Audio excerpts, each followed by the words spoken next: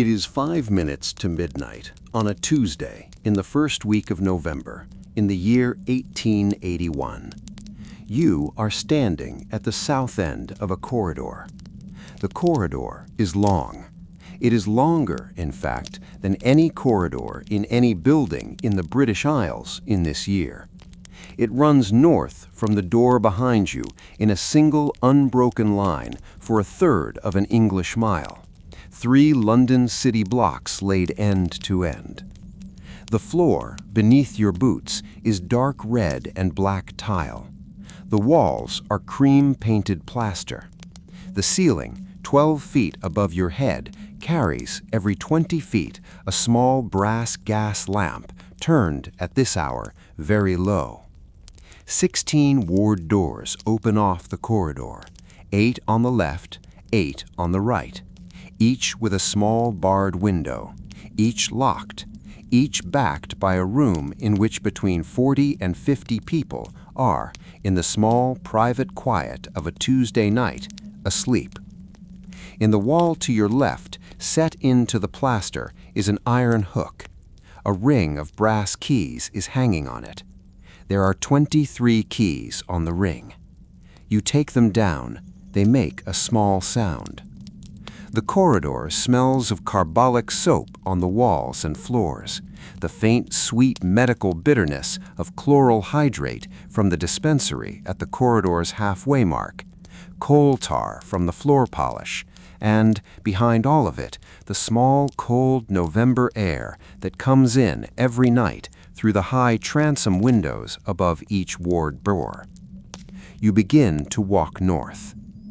In Ward B, 3 corridors east, a man who has not stopped writing letters to Queen Victoria since the autumn of 1867 is asleep.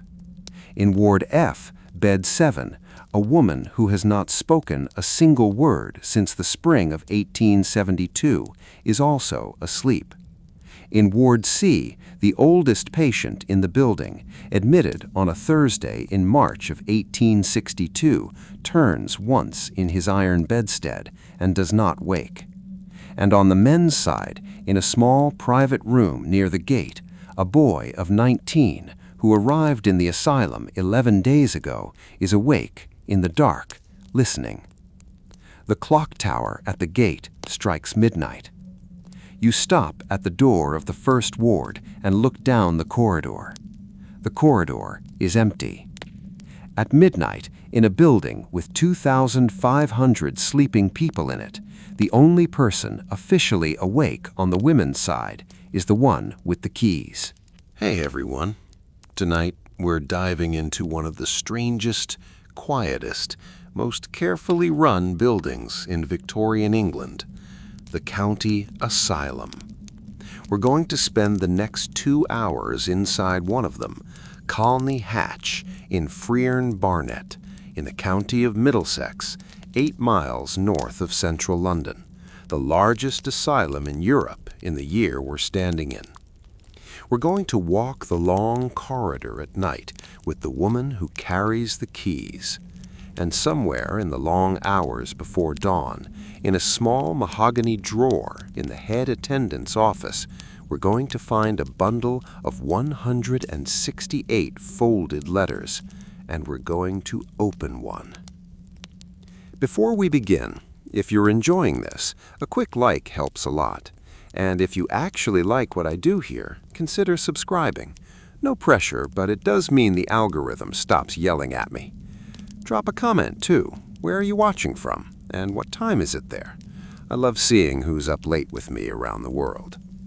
Now, dim the lights. Maybe open a window or turn on a fan for that soft background noise. And let's ease into tonight's story together.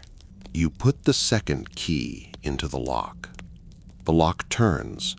The door of the first ward opens very softly on its small, careful hinge. You step inside. 47 women on iron bedsteads in 2 long rows are asleep.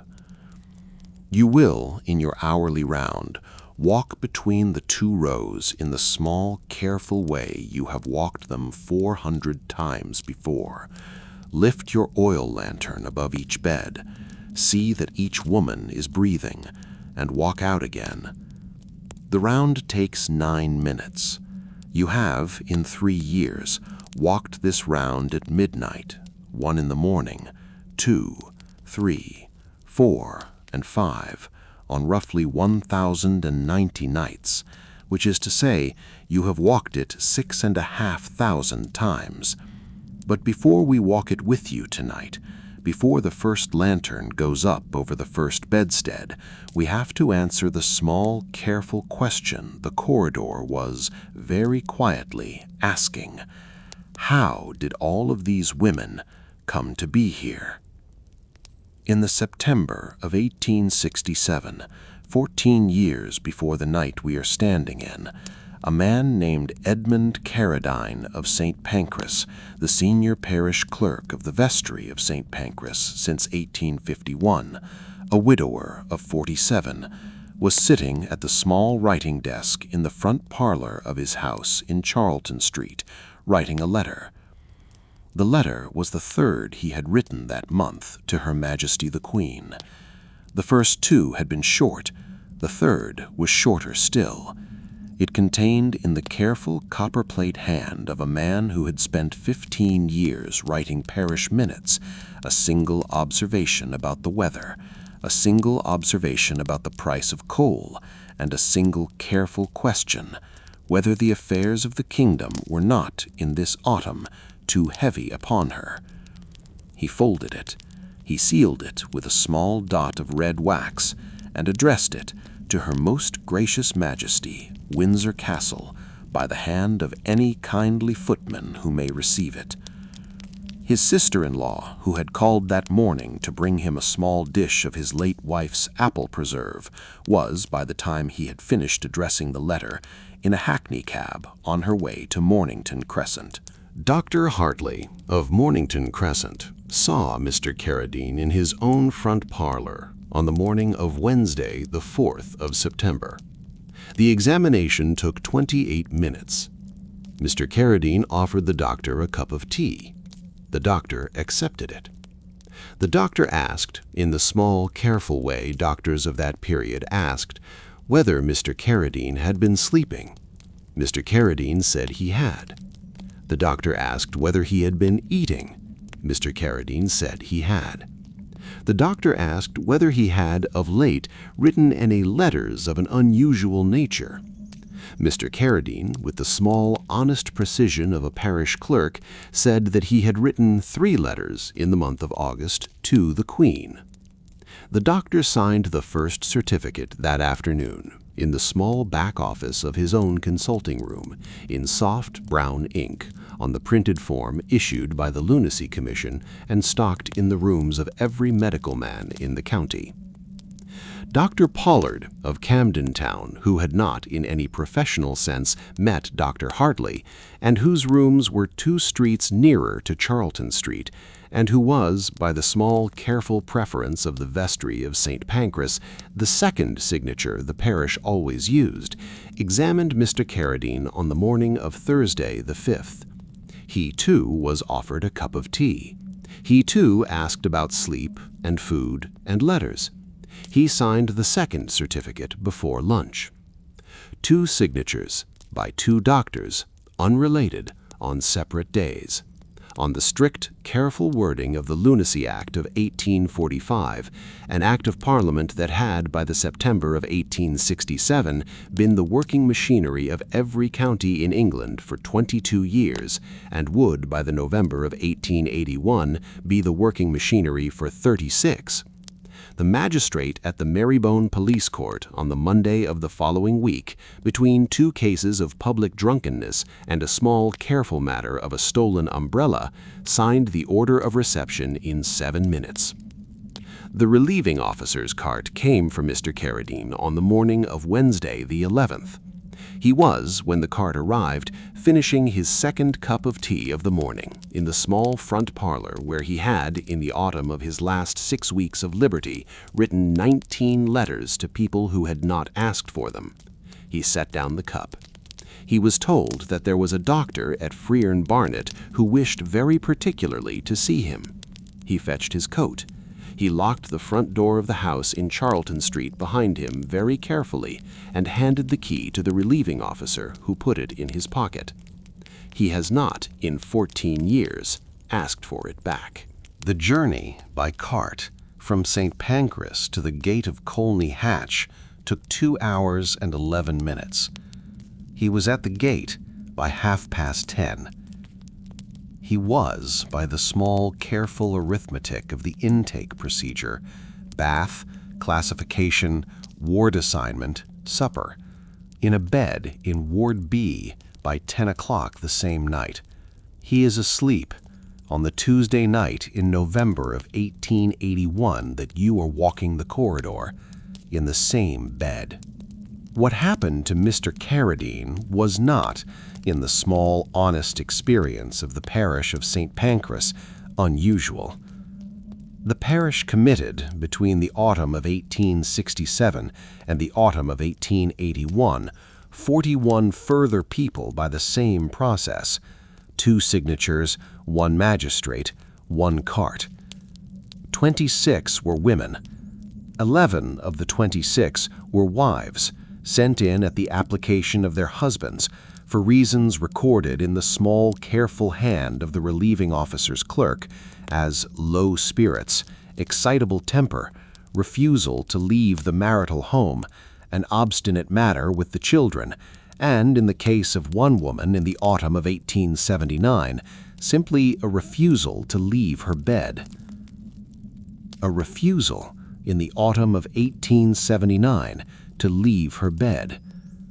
That, in the careful working life of an English parish in the late 19th century, was a sufficient reason for 2 doctors and a magistrate. It was sufficient because, in the strict, careful arithmetic by which the parish kept its books, a person on outdoor parish relief was an ongoing administrative matter, 2 shillings and 6 pence every Friday, paid by hand by a relieving officer who had to find them every week for the rest of their natural life. A person inside the gate of Colney Hatch was, by contrast, a flat fee of £14 a year, paid quarterly, with no further obligation and no further visit. £14 a year, and a closed file. That, in the small, honest accounting of the rate book, was the difference. By the autumn of 1881, the parishes of England, by this small, careful arithmetic, had together placed 74,000 of their inhabitants in the 73 county asylums of the country. Most of the 74,000 had arrived in carts. Most had been told there was a doctor at the other end who wished to see them.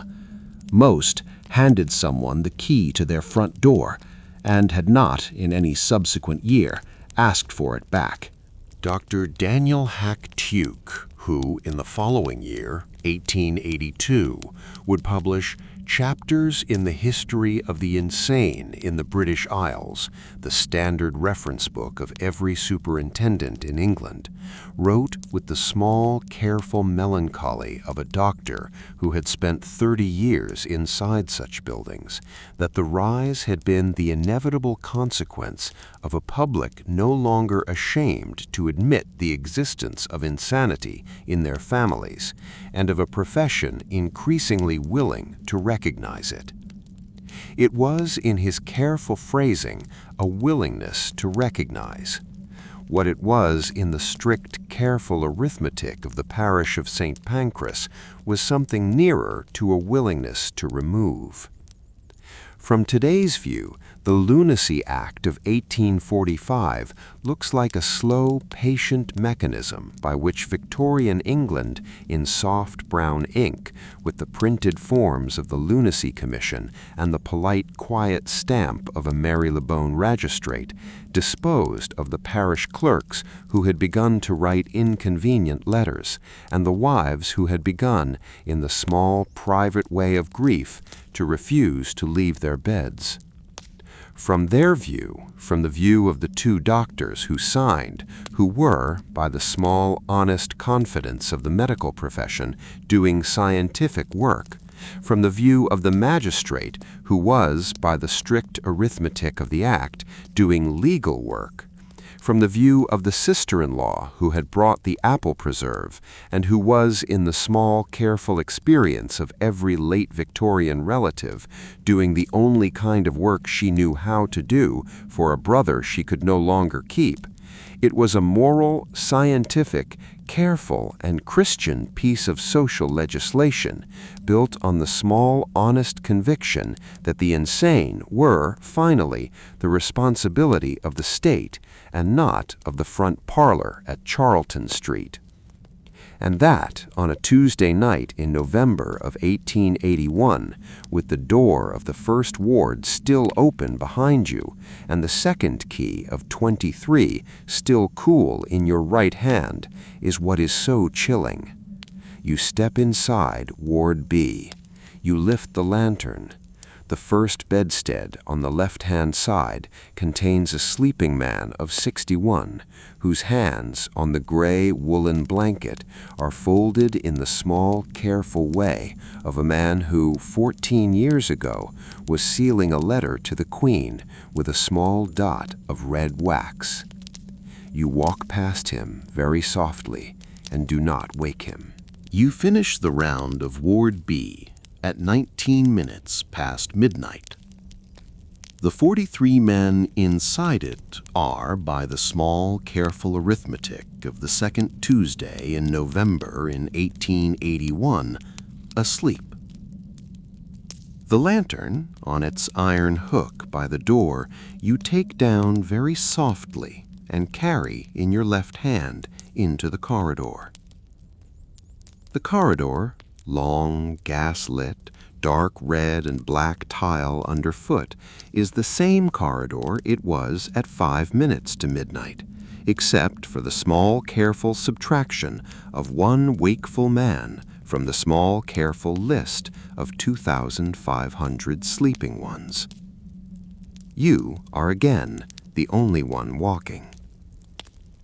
You sign the round in the small leather-bound book kept on a brass chain on a writing desk set into the alcove between Ward B and Ward C. The pen is a steel-nibbed pen with a wooden handle, sat in a small inkwell of soft brown ink. You sign your initials. You note the hour. You close the book. The clock tower at the gate strikes the midnight midnight. You begin to walk south. The walk from the alcove to the door of the dispensary at the corridor's halfway mark is 148 paces. You have, in 3 years on night shift, walked it so many times that your boots know the dip in the tile in the 73rd pace where the floor settled in the small, careful subsidence of 1864 against the foundations of the laundry wing. The smell of the corridor as you walk south is the smell it has been all night. Carbolic on the floor, coal tar from the polish, gaslight, November air through the transoms. But at 148 paces, the smell begins to thicken. It is a small, sweet, bitter medical smell, and it is the smell that in 1881 every English county asylum had in the corridor outside its dispensary between the hours of midnight and 4 in the morning. It is the smell of chloral hydrate. You arrive at the door at midnight precisely. The door is the color of dark green paint that in 30 years has become the color of bottle glass. The brass handle is polished every morning at 6 by the day porter. The keyhole takes the 7th key on the ring at your hip, a small flat brass key slightly worn on the bit. You take it down, you slide it in. You turn it twice. The door opens to a small room. 12 feet by 15. A single gas jet burning very low on a brass sconce above the mahogany counter.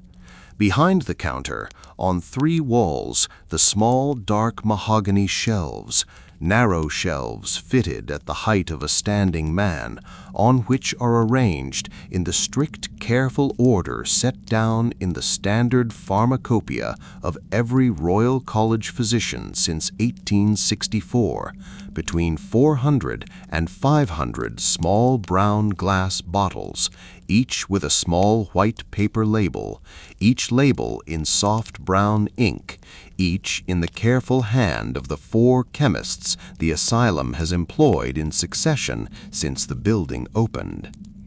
If the dispensary at Colney Hatch had, in November of 1881, a Yelp page, the reviews would be, as most reviews of most Victorian dispensaries would be, short, and mostly written in the careful retrospective hand of the Lunacy Commission's inspectors in the year after. Mr. Drabble, the night chemist, is sitting at the counter. He looks up. He does not, by long household custom, speak first. He has, in the 12 working years he has been here, learned that the night attendants come in tired, and that the smell of chloral, after 3 hours of corridor work, is, even for the staff, a small, careful thing not to interrupt. He is 54. His hands on the counter are the small, careful hands of an Edinburgh chemist, which is to say, very clean, slightly mottled with the small chemical burns of 40 working years, with a small tea stain on the right cuff that has, in the careful working life of the laundress, refused in 8 washings to leave. You hand him the small printed slip from the alcove between Ward B and Ward C.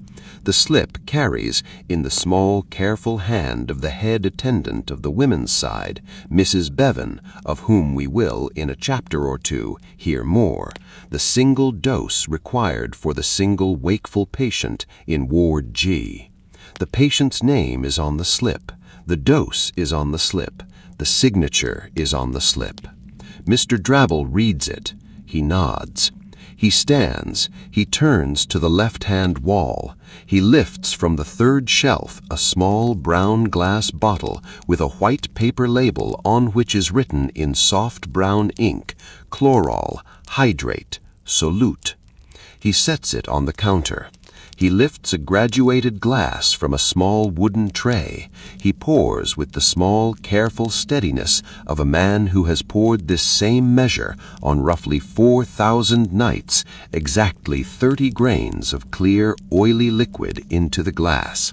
He sets the bottle back on the shelf. He pours the 30 grains into a small medicine cup.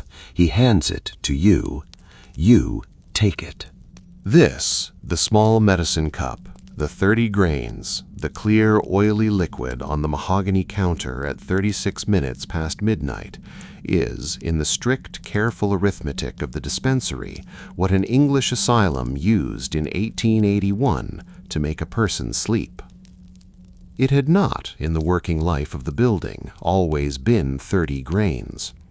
12 years ago, when the medicine was new, when a German chemist had in the year previous written a small careful paper announcing that 20 grains of it, taken by mouth, would produce 6 hours of unbroken sleep with no apparent ill effects, 20 grains was the standard dose. 2 years later, in the same patient, 20 had not been enough, and 25 had been required. 2 years after that, 25 had not been enough either. The slip in your right hand on a Tuesday in November of 1881 said 30. The patient in Ward G to whom you were in 11 minutes going to administer the 30 grains had in the small careful record of the prescription book on the counter beside Mr. Drabble's elbow been receiving chloral hydrate every night for 6.5 years. Chloral in 1869 was a miracle. It did not require restraint. It did not require the cold bath. It did not require the straight waistcoat. It did not, in the small, honest experience of the night attendants, leave the patient distressed in the morning. It also had, in the small, careful arithmetic of the dispensary, which Mr. Drabble in 12 years of pouring had begun, very privately, to understand, no off switch. The cup in your right hand was the small mahogany answer to a question that by 1881 no one in the building was quite sure how to stop asking. The other bottles on the wall were the working pharmacopoeia of an asylum at 2 in the morning. Bromide for the excitable. Tincture of opium behind glass and behind a second lock for the truly distressed and used on average 4 times a year. Tincture of digitalis for the cardiac by the day chemist only. And on the third shelf, behind glass, behind a third lock, belladonna, hyoscyamine, henbane, the older medicine of the 1840s, kept on the shelves because the pharmacopoeia of 1864 still listed them, but used in the autumn of 1881 by approximately nobody. The working medicine of the asylum at 2 in the morning was the cup in your hand. You set the cup very carefully on the small wooden tray Mr. Drabble has slid across the counter. He sits down again. He resumes the small, careful work he had been doing when you arrived, the writing up in the leather-bound prescription book of the night's prescriptions to date. He does not look at you. He slides very quietly with his left hand across the counter, between the inkwell and the wooden tray, a small flat tin about the size of a pocket watch with a hinged lid and no label. You look at the tin. You look at him. He does not look up. He says in the small, careful undertone that is, in the working life of the night staff, the closest thing to private speech the building allows, "Once a night, the keys will stop biting." You pick up the tin. You put it in the small inside pocket of your apron, where it sits very quietly against the small, hard ring of brass keys at your hip. You take the wooden tray with the medicine cup. You step out of the small mahogany door. You hear behind you the small, careful click of Mr. Drabble's steel-nibbed pen returning to the prescription book, as if you had never been there. The corridor, at 38 minutes past midnight, is empty. You begin the walk to Ward G at the far north end of the building, with the medicine cup on the wooden tray and the small flat tin of lanolin against your hip, and the 23 keys at your belt that have, in the working life of the last 3 years, begun very quietly to bite. The woman in Ward G is 61 years old. She was committed in March of 1875. She has, on every night since, slept the small, careful sleep of 30 grains of clear, oily liquid, and has not, in 6.5 years, slept any other kind. You will, in 11 minutes, be at her bedside. You walk north. You step out of the small mahogany door of the dispensary at 38 minutes past midnight, with the wooden tray balanced very carefully in your left hand, the small medicine cup of clear, oily liquid in the center of it, and the small flat tin of lanolin against your hip in the inside pocket of your apron. You hear, behind you, the small, careful click of the dispensary door pulling itself closed on its sprung hinge. You hear, very faintly, the brass key of the 7th lock turning, once, twice, on Mr. Drabble's side of the door, as it has turned on every night of the working life of the last 12 years. You turn north. The woman you are walking to is 61. Her name on the chart at the foot of her bed in Ward G, written in soft brown ink in the careful hand of the head attendant, is Mrs. Margaret Selwyn. She is, in the small, private working life of the women's recent ward, the patient you walk to first on every round you have ever walked on this shift, and the patient you have, in 3 years, come to think of in the small, careful, private way you do not, in working hours, say out loud as the patient. She is, on the night you are walking it now, awake. The corridor in front of you runs in a single unbroken line for 1,773 feet, a third of an English mile, 3 London city blocks laid end to end, between 4-foot dado of varnished pine and cream-painted plaster, beneath a 12-foot vaulted ceiling on dark red and black tile that you have, in 3 years on night shift, walked so many times your boots know the small, careful dip at the 73rd pace, where the floor settled in the subsidence of the spring of 1864 against the foundations of the laundry wing. You do not, on most nights, notice the dip. On the nights when you do, it is usually because the lantern in your left hand has, in the small, careful arithmetic of paraffin and wick, begun to gutter, and the dip throws a small shadow ahead of you that does not, by the small, careful arithmetic of a smooth corridor, belong. The lantern, on this night, is not guttering. The dip is, beneath your boots, the same small, careful settlement of yellow London brick on yellow London brick that it has been for 17 years. You walk on. The ceiling carries, every 20 feet on either side, a small brass gas lamp set into a round brass shade. There are, in the full length of the corridor between the south gate and the north gate, 88 of them. You will, between 38 minutes past midnight and 10 minutes to 1, walk the length of 44. The corridor was built in 1851 by an architect named Samuel Whitfield Dawkes of Gloucester, on the small, careful working principle that every ward in the building should open off the spine, and no ward should open onto another. 16 wards by his design opened off the corridor, 8 on the left, 8 on the right.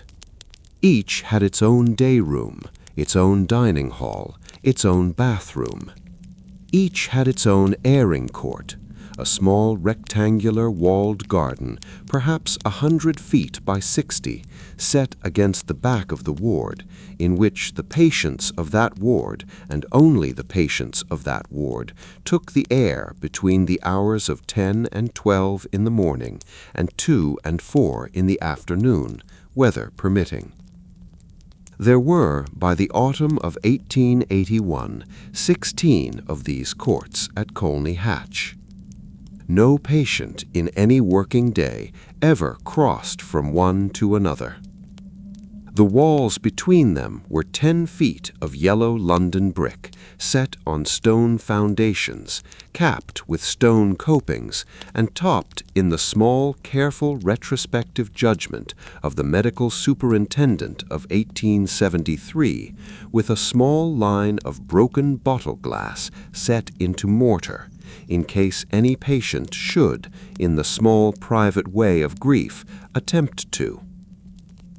The line of broken glass in the small, careful working light of a November afternoon was, by the small, careful arithmetic of 3 years of walking patients out into the airing courts after dinner, the color of green river water. You walk past the first ward door on your right, Ward C. Behind the small barred window at the height of a standing man's eye, you can see in the small, careful dimness of a single oil lamp turned low the long ranked rows of iron bedsteads of the chronic men's ward, 51 of them on this particular night, all asleep. The oldest patient in the building, admitted on a Thursday in March of 1862, 20 years past Christmas, is in the third bed from the door on the left.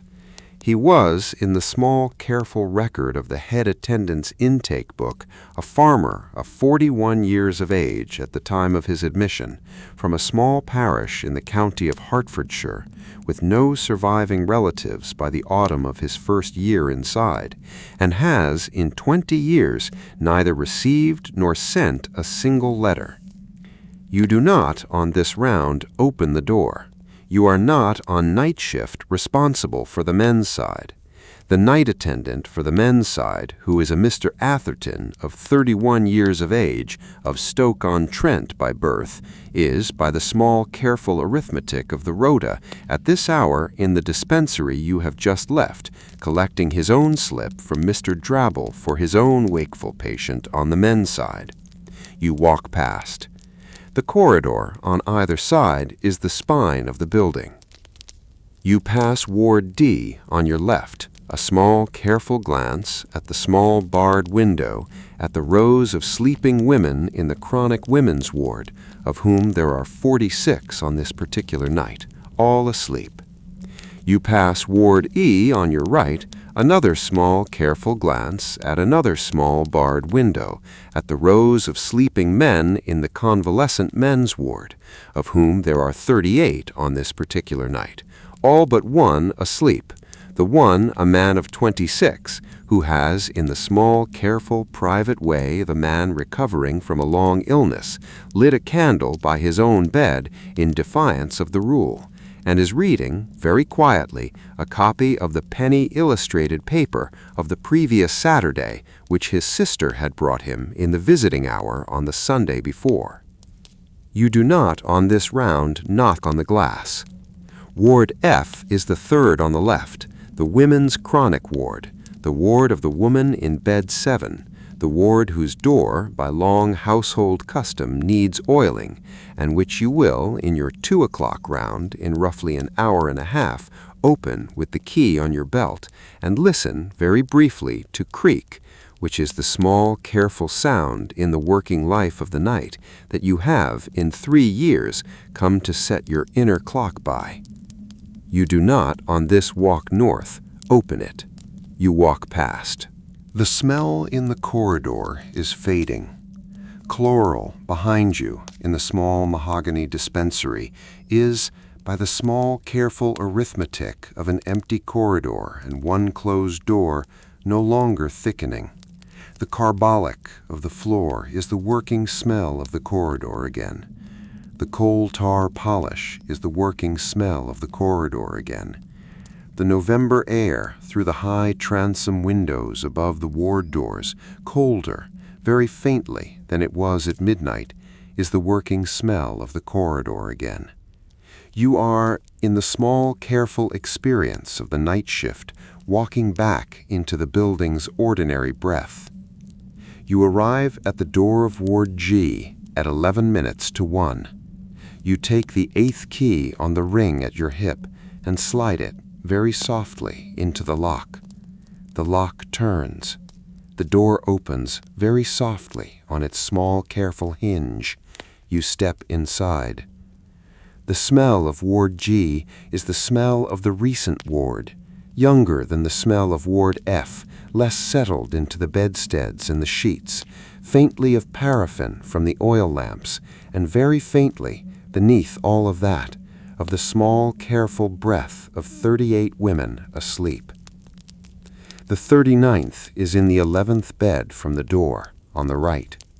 She was admitted in the March of 1875 from the parish of Marybone on the application of her brother-in-law, on a certificate signed by 2 doctors of Wigmore Street, on the order of the magistrate at the Marybone Police Court, the same magistrate, by the small, careful coincidence of the working life of a single London court, who had signed Mr. Carradine's order of reception 8 years earlier. She had been, at the time of her commitment, the widow of a respectable apothecary of Wigmore Street, who had died in the November of 1874 of a fever caught in his own back dispensary. She had been in the small, careful record of the parish's intake clerk of low spirits and melancholy following the death of her husband. She had, in the small, careful working life of the 6 months between her widowhood and her commitment, refused to leave her bed. She is sitting up. Her hands on the gray woolen blanket are folded in the small, careful way she has always folded them. The right hand resting on the left hand resting on the blanket, the small gold ring on the 4th finger of the left hand, a thin band, very plain, the color of old wheat, set in the small, careful position it has occupied for 31 years. Her hair, the color of dry winter grass, is loose on her shoulders. Her eyes are open. She is looking in the small, careful, private way of a woman who has not, in 6.5 years, slept any other kind of sleep than the sleep of 30 grains of clear, oily liquid at the small, barred window of the ward. Beyond the window is the corridor. Beyond the corridor is the long line of 88 gas lamps. Beyond the gas lamps is the south gate. Beyond the lane is, in the small, careful arithmetic of geography, the parish of Marylebone, the house in Wigmore Street that no longer belongs to her, the small back dispensary in which her husband died, the brother-in-law who had, on a Tuesday in March of 1875, in soft brown ink on a printed form, had signed. She does not, when you come in, turn her head. You walk very softly between the rows. You set the wooden tray on the small table by her bed. You lift the medicine cup. You hold it out to her with the small, careful patience of a woman who has, in 3 years, done this approximately 2,000 times. She looks at the cup. She looks at you. She takes it.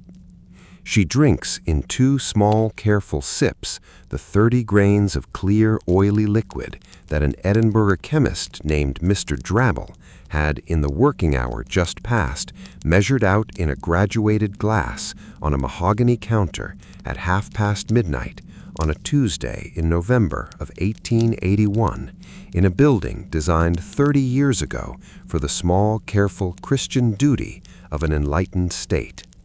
She hands the cup back. She does not speak. She lies down very softly on her left side with her face to the wall.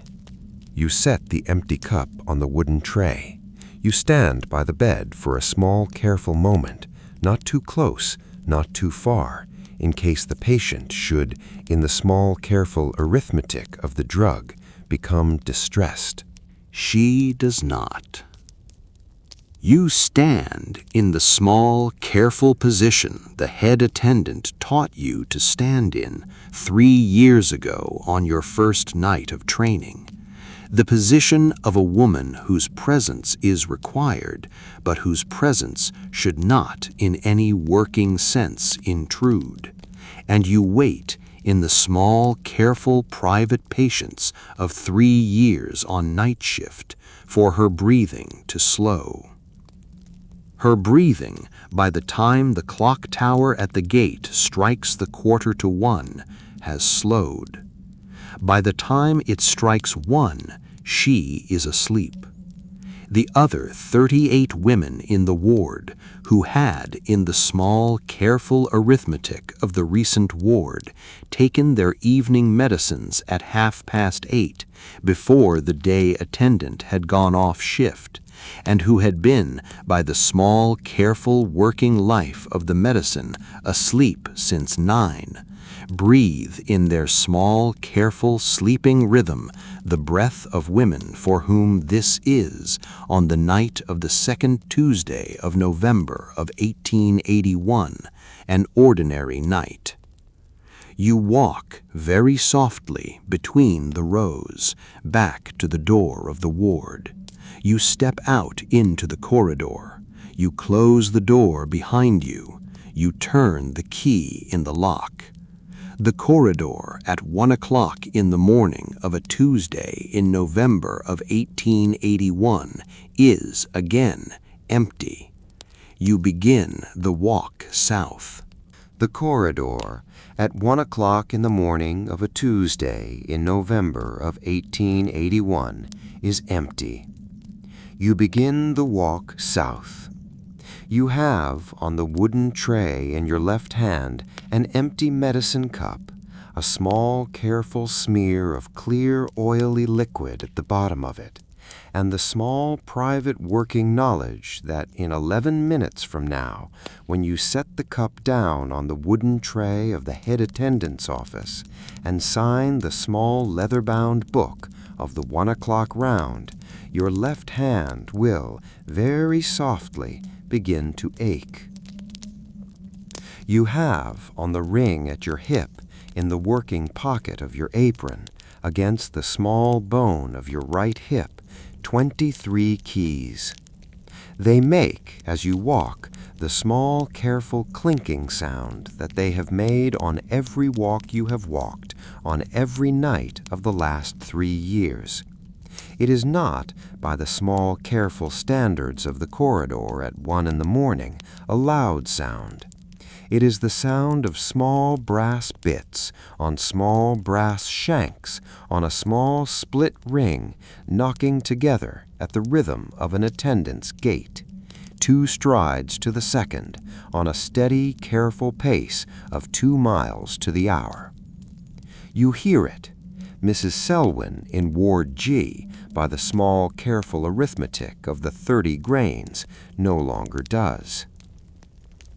The keys, by the small, careful design of the building's first head attendant in the spring of 1851, a Miss Honoria Pembury of Hampstead, who had, by the small, careful working life of the previous 23 years, been the head housekeeper of a small, careful private asylum in Hertfordshire, and who had, by the small, careful working life of those 23 years, formed her own small, careful opinion about the working hierarchy of a building of this size, were arranged on the ring in the order in which an attendant on the women's side, walking south to north from the head attendant's office, would, in the small, careful working night, need to use them.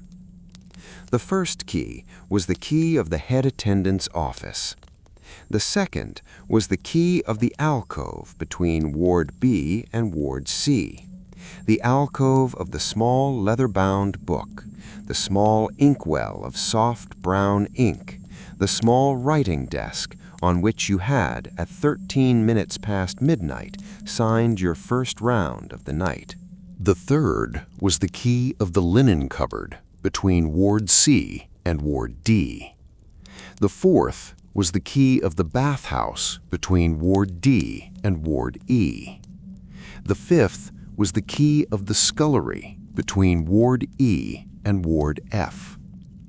The sixth was the key of the small private water closet that had been, by the small careful arrangement of the attendance rota of 1873, set aside for the night staff between Ward F and Ward G.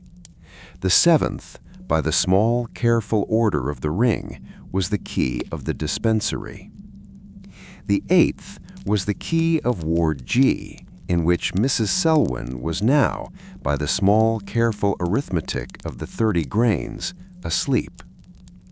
The 9th, 10th, 11th, and 12th were the keys of Wards H, I, J, and K, the recent, convalescent, quiet, incurable, and disturbed incurable wards of the women's side, in that order, walking north, each of which you would, by the small, careful working life of the rota of 1881, open at the half hour of every hour through the night, to walk the round.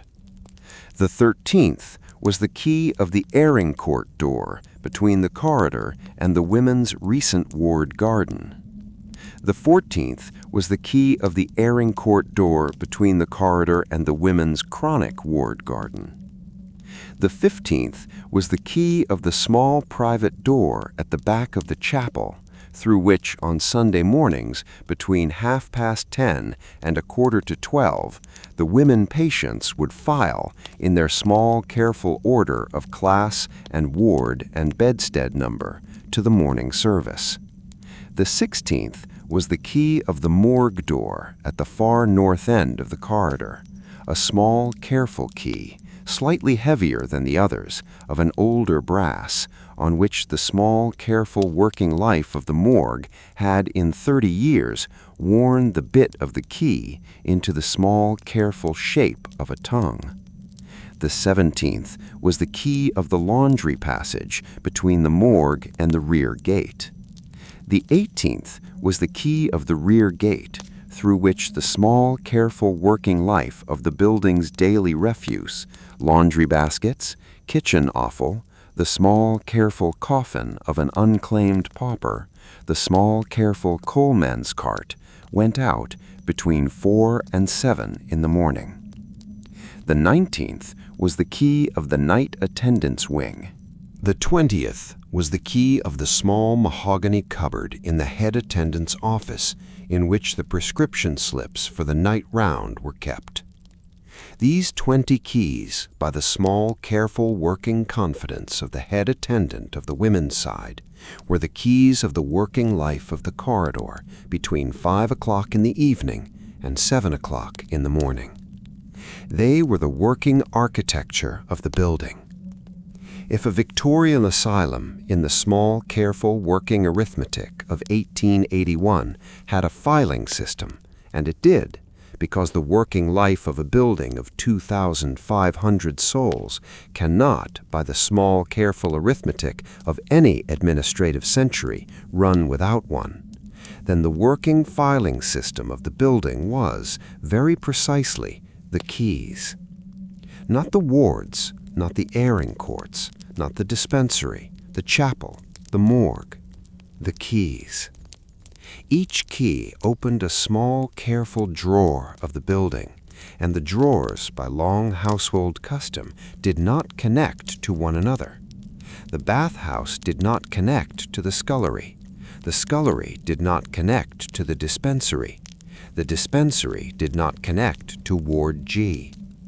The keys on the ring at your hip were the small, careful working index that turned the building in any given working hour of the night from a closed cabinet into an opened one. And the closing, by the small, careful intention of Miss Pembury of 1851, was, in every working hour, deliberate. 20 keys you have in 3 years on night shift, understood by use. 3 you have not. The 21st key on the ring was a small, flat brass key, slightly smaller than the others, slightly newer in its working life, on which the small, careful patina of working brass had not, in any working light of any corridor gas lamp, settled to the color of the rest. You had asked in your first month on shift of the head attendant, Mrs. Bevan, what the small, flat key was for. Mrs. Bevan had said, in the small, careful undertone she used for the small, careful working life of the corridor, that you would not, in any working hour of the working life of the night shift, need to use it. You had not, in the working life of 3 years, needed to use it. The 22nd key on the ring was a larger brass key, slightly heavier than the others, on a small, careful, red-painted shank, of an older working brass, of which the small, careful working life of the building had, in 30 years, worn the head of the key into the small, careful shape of a leaf. You had asked in your first month of Mrs. Bevan what the small leaf-headed key was for. Mrs. Bevan had said in the small, careful undertone that you would not, in any working hour of the working life of the night shift, need to use it either. You had not, in the working life of 3 years, needed to.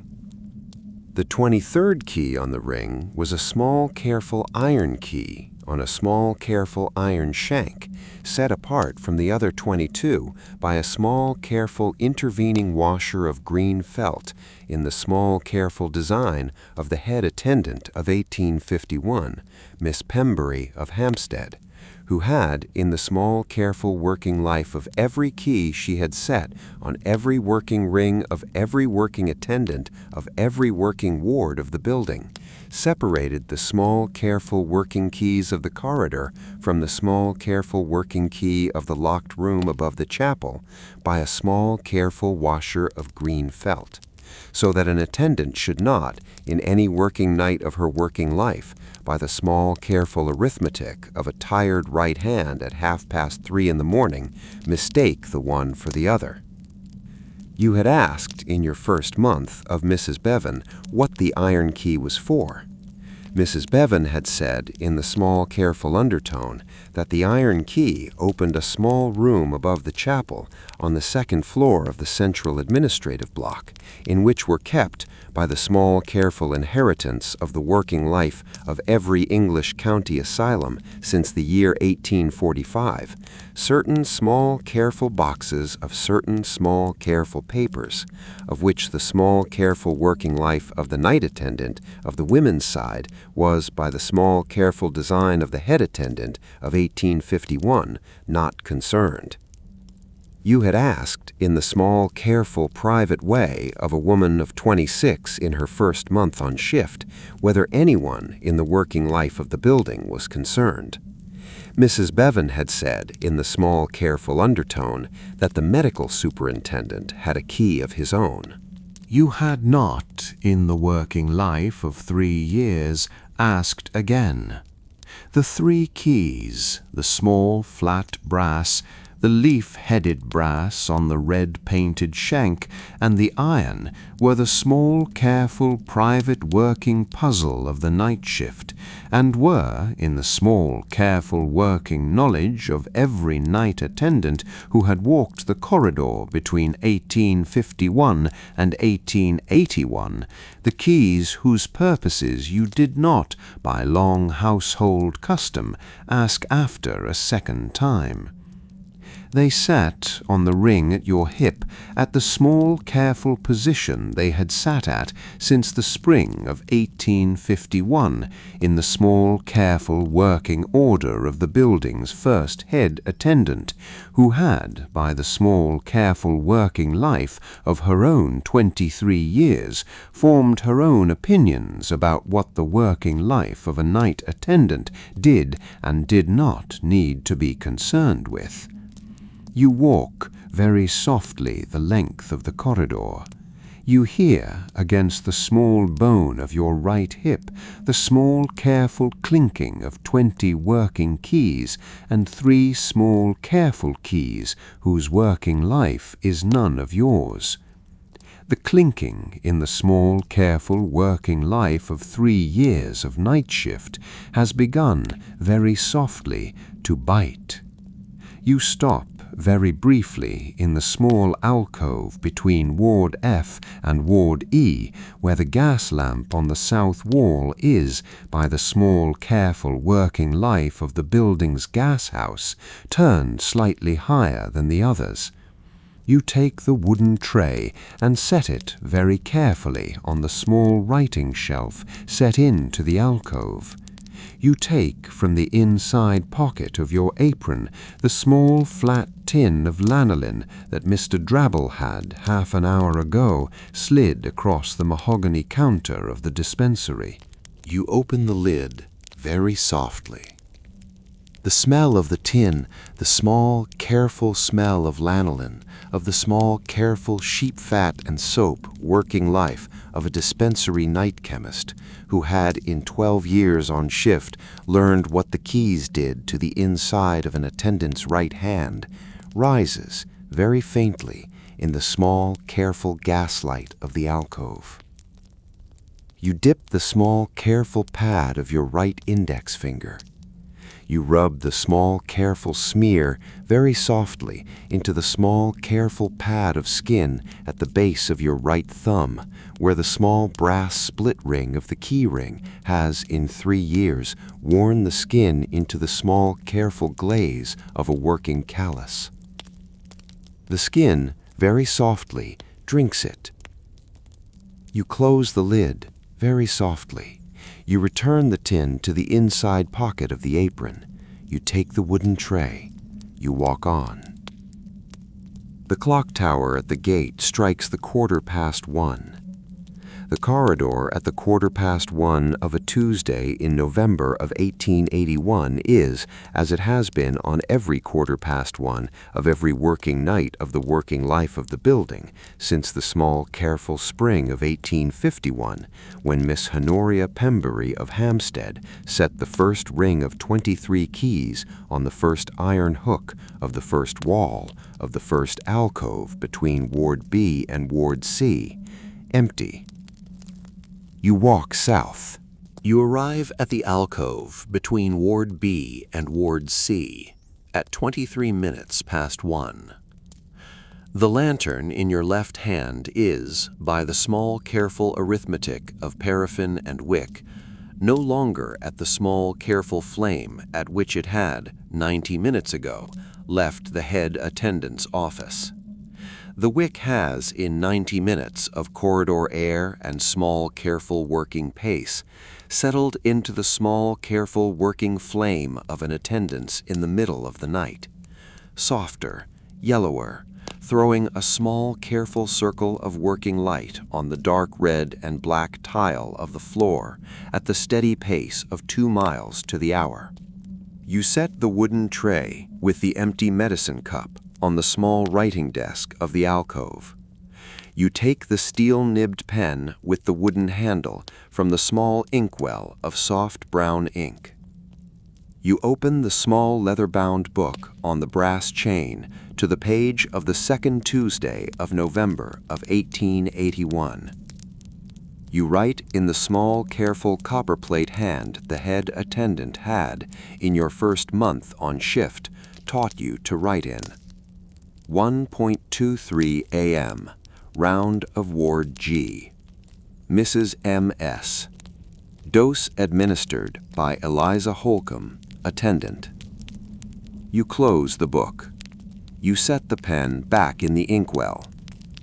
The small, careful working life of the alcove, in the small, careful working life of 3 years on night shift, is the small, careful anchor of the night.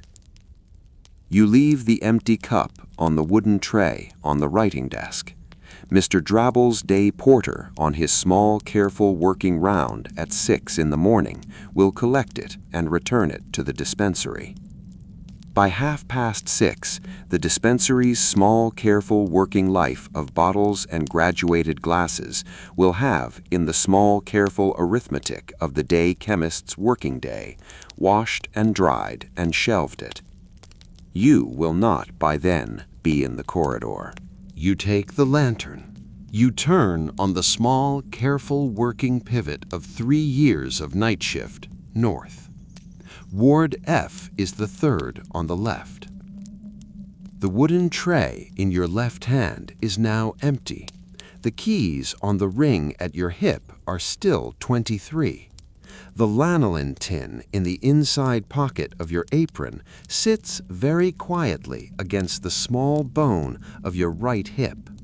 The small, careful working callus at the base of your right thumb in the soft, careful working aftermath of the lanolin no longer aches.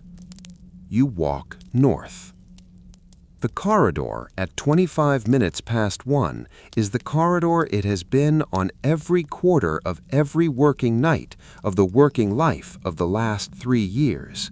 Long, gaslit, dark red and black tile underfoot.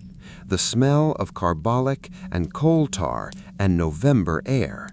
The small, careful, private working knowledge that at this hour, in a building with 2,500 sleeping people in it, the only person officially awake on the women's side is the one with the keys. You arrive at the door of Ward F at 27 minutes past 1.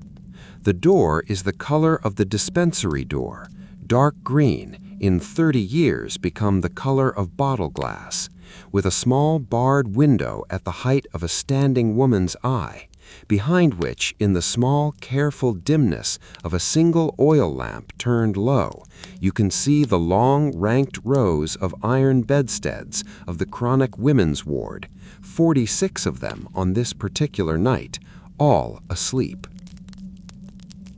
The keyhole takes the small, flat brass key, the larger brass key, the 11th on the ring, slightly heavier than the others, on the small, careful working order of the ring of Miss Honoria Pembury of 1851, that is the working key of Ward F. You take it down. You slide it very softly into the lock. The lock turns. The door, by long household custom, needs oiling. The door creaks. It is a small, careful creak of a small, careful brass hinge set into the small, careful working frame of a small, careful working door that has, in 3 years of working night shift, become the small, careful working sound at 27 minutes past 1, by which you have, on every working night, set your inner clock. You step inside. The smell of Ward F is the smell of the chronic ward, older than the smell of Ward G, more settled into the bedsteads and the sheets, more carbolic and less paraffin, the small, careful working smell of 46 women who have, by the small, careful working arithmetic of the chronic ward, lived in this room for, on average, 11 years. The longest in the small, careful working record of the head attendant's intake book is the woman in bed 7, who was admitted in the spring of 1872, 9.5 years past the May of this present autumn, on the application of her father, a small, careful farmer of Hertfordshire, for a small, careful working reason recorded in the small, careful working hand of the head attendant's clerk as a refusal to speak. She had been, at the time of her admission, 19. She is, on the night of the second Tuesday of November of 1881, 28. She has not, in 9.5 years, by the small, careful, private working report of every attendant who has, in the working life of the chronic women's ward, walked the round of Ward F, spoken a single word. She is, by the small, careful arithmetic of the evening medicine, asleep. You walk very softly between the rows. The lantern in your left hand throws a small, careful working circle of soft yellow light on the small, careful sleeping figures of 46 women. You lift it very softly above the first bed on the left, in which is sleeping a woman of 53 who was admitted in the spring of 1874. Who has, on the small, careful working record of the chronic ward, slept the small, careful working sleep of a chronic patient on 20 grains of chloral hydrate every night for 7.5 years. You see in the small, careful working light of the lantern that she is breathing. You walk on. The second bed contains a woman of 41 who was admitted in the autumn of 1876. The third, a woman of 67, who was admitted in the autumn of 1869, 3 years before the woman in bed 7. The fourth, a woman of 34. The fifth, a woman of 49. The sixth, a woman of 58. You lift the lantern above the 7th bed. The 7th bed is, by the small, careful working arrangement of the ward, against the south wall of the room, with the head of the bedstead beneath the small barred window that looks out onto the corridor, by the small, careful working preference of the woman in it, who had, in her first month on the ward in the summer of 1872, made a small, careful, private working arrangement with the head attendant of the period, not Mrs. Bevan, but Mrs. Bevan's predecessor, a Mrs. Wilkes, that the bed be moved from its original position by the door to the small, careful working position by the south wall, in which she could, in the small, careful working hours of the working night, see the small, careful line of the corridor's gas lamps through the small barred window above her head. Mrs. Wilkes, by the small, careful compassion of a head attendant of 1872, had moved the bed. The woman in bed 7 had, in the small, careful summer of 1872, lifted her head very slightly off the pillow and looked for the first time at the small barred window above her, and had then, by the small, careful arithmetic of the chronic ward, set her head back down on the pillow, and not, in the working light of any subsequent month, raised it again. She is, on the night of the 2nd Tuesday of November of 1881, lying on her right side with her face to the wall.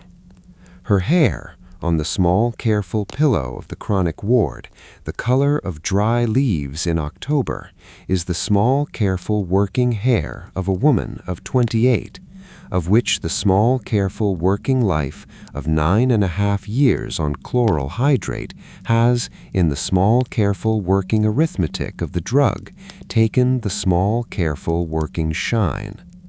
She is breathing.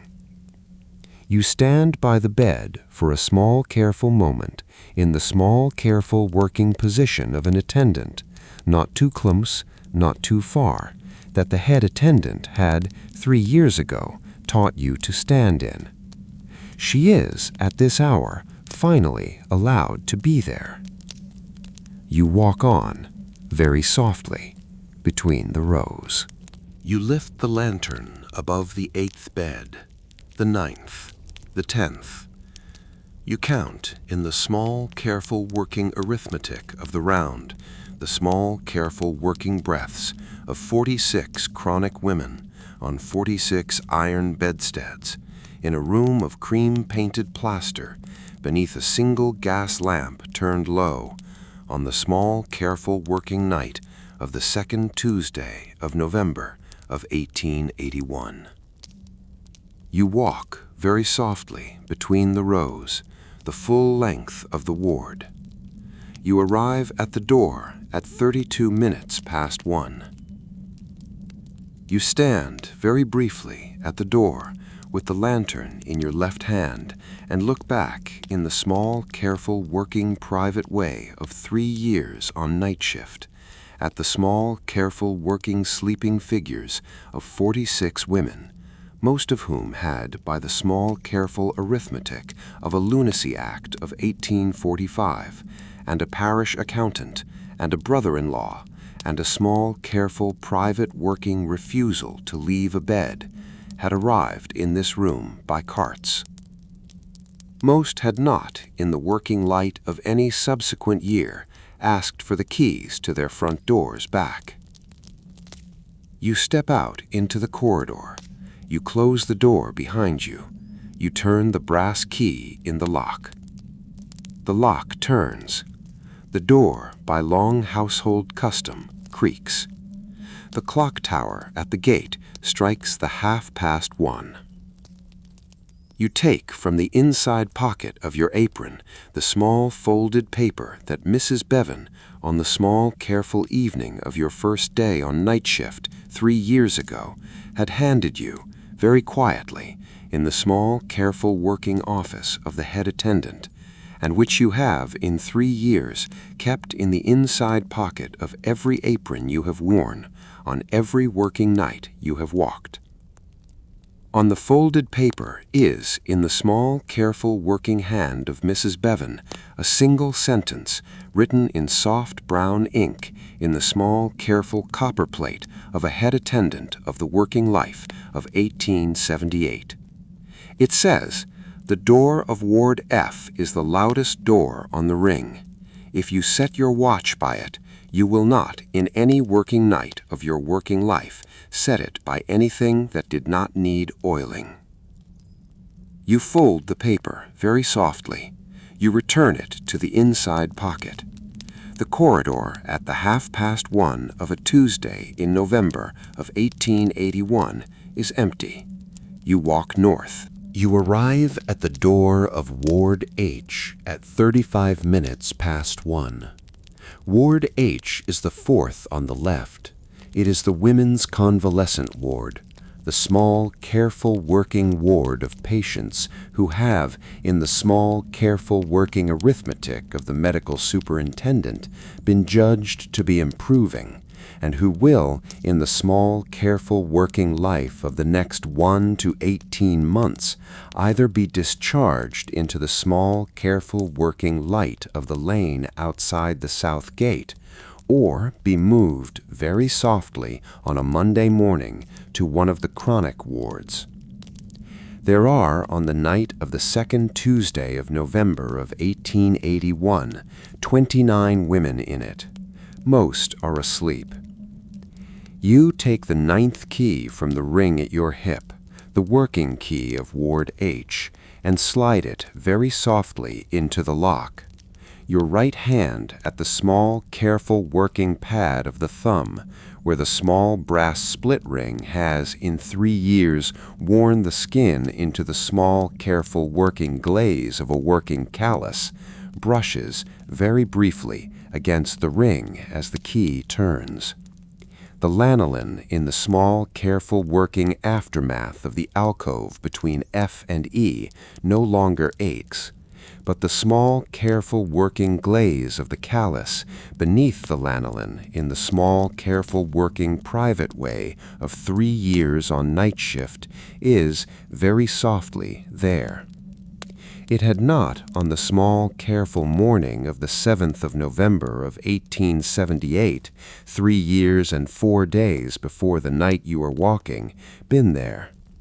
On that morning, in the small, careful working hour between 9 and 10 o'clock, you had, in the small, careful working private way of a woman of 23 years of age, in her best brown working dress, been sitting in a hard wooden chair in the small, careful working office of the head attendant of the women's side of Colney Hatch, in the small, careful working light of a single window that looked out in the small, careful working geography of the central administrative block on the south airing court of Ward C. Your hands on that morning in the small, careful working private way of a woman who had, in the small, careful working life of the previous 9 years, been in service in a small, careful working household in Kentish Town, were smooth. The callus on that morning had not yet been earned. The head attendant on that morning was Mrs. Bevan. Mrs. Bevan was, in the small, careful working judgment of the medical superintendent, the working head attendant of the women's side. She had been, in the small, careful working life of the building, the head attendant since the spring of 1878, which is to say since 6 months before the small, careful working morning on which you were, in your best brown working dress, sitting in the hard wooden chair. She was, at the time of the interview, 46. She was unmarried. She had been, in the small, careful working life of the previous 22 years, an attendant of the women's side, first under Mrs. Wilkes, the head attendant of 1872, who had, on the small, careful working summer afternoon of 1872, moved bed 7 against the south wall of Ward F, and before that, under a small, careful working head attendant of the working life of 1856, of whom the small, careful working life of the building's records did not, by the small, careful working arithmetic of administrative paper, retain a great deal. Mrs. Bevan was sitting on the small, careful working morning of the 7th of November of 1878 at a small, careful working mahogany desk on the small, careful working far side of the office, with the small, careful working window behind her. The window threw, in the small, careful working light of a north-facing November morning, a small, careful working pool of cold white light on the small, careful working surface of the desk, on which were arranged, in the small, careful working order of a head attendant of 22 years' working experience, the small, careful leather-bound book of the intake register, the small, careful leather-bound book of the rota of the women's side, a small, careful working inkwell of soft brown ink, a small, careful steel-nibbed pen with a wooden handle, and, on the small, careful working corner of the desk, in a small, careful working brass tray, a small, careful working ring of 23 brass keys, identical in every working sense to the ring on which you are, on this present working night, 3 years and 4 days later, walking the round of the women's side. She had looked up. She had set down the steel-nibbed pen. She had said, in the small, careful working undertone, she would, in the working life of the next 3 years, be the woman whose undertone you would set your inner clock by. Eliza Holcomb? You had said yes. She had asked, in the small, careful working way of a head attendant of 1878, who had, by the small, careful working life of 22 years on the women's side, conducted approximately 150 interviews of approximately the same small, careful working sort. 4 questions. The first was your age. The second was the working life of the household in Kentish Town, in which you had, by the small, careful working reference letter in front of her, been in service since the age of 14. The third was the small, careful working reason for which you had left. You had said, in the small, careful working private way of a woman of 23 in her best brown working dress, that the lady of the house in Kentish Town had, in the autumn of 1877, died. Mrs. Bevan had nodded again. She had said, in the small, careful working undertone of a head attendant of 1878, "The work here is sitting. We do other things, but mostly on the night shift we sit. The keys you will be given are 23. 20 of them you will use, 3 of them you will not. You will not, in the working life of any working night you are on this shift, ask after the 3. Is that understood?" You had said yes. Mrs. Bevan had reached, in the small, careful working private way of a head attendant of 1878, into the small, careful working brass tray on the corner of the desk, and lifted the small, careful working ring of 23 keys. She had held them, very briefly, in her own right hand, which had, in the small, careful working light of the north-facing window, in the small, careful working private way of a woman of 46 who had been an attendant for 22 years, the small, careful working glaze of a working callus at the base of the right thumb, of which the small, careful working life of the lanolin tin of the night chemist had, in 22 years, kept the small, careful working aftermath in working order. She had handed the ring to you. You had taken it. The keys, in the small, careful working light of the November north-facing morning, had felt, in the small, careful working private way of a ring of 23 brass keys on a small, careful brass split ring, in the small, careful working hand of a woman who had not, in the small, careful working life of the previous 9 years, carried any keys at all. Small. You had set them very softly on your lap. Mrs. Bevan had nodded. She had said in the small, careful working undertone of a head attendant of 1878, who had, in the small, careful working private way of 22 years of working life on the women's side, formed her own small, careful working opinion about the small, careful working life of a new attendant on her first morning. You will start tonight, 5 o'clock. Wear sensible boots. The corridor is 1,773 feet, and on the night shift you will walk it between 5 in the evening and 7 in the morning 14 times. You had said yes. She had reached, in the small, careful, working private way of a head attendant of 1878, into the small, careful working drawer of the small, careful working mahogany desk, and lifted, very softly, a small, careful working folded paper, on which was written, in the small, careful working copperplate hand of a head attendant of 1878, a single sentence in soft brown ink. She had folded the paper very softly a second time in your presence, so that you could not, in the small, careful working light of the office, read it. She had handed it to you. She had said, in the small, careful working undertone, she would, in the working life of the next 3 years, become the woman's whose undertone you would set your inner clock by. Put this in the inside pocket of your apron. Do not read it before tonight. Read it once in the corridor at 1:30 in the morning. Then keep it in the inside pocket of every apron you wear. Is that understood? You had said yes. You had taken the paper.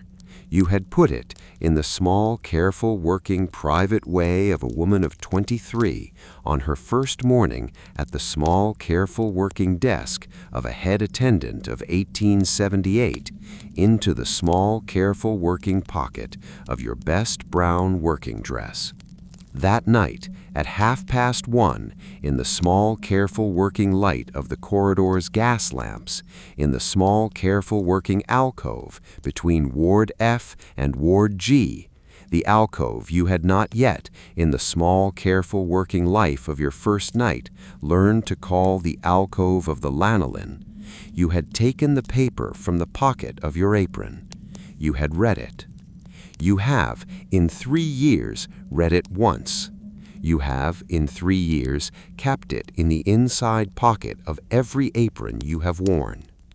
You unlock the door of Ward H at 1 of a Tuesday in November of 1881. The lock turns. The door opens very softly on its small, careful hinge. You step inside. You walk the round of Ward H between 1 and 43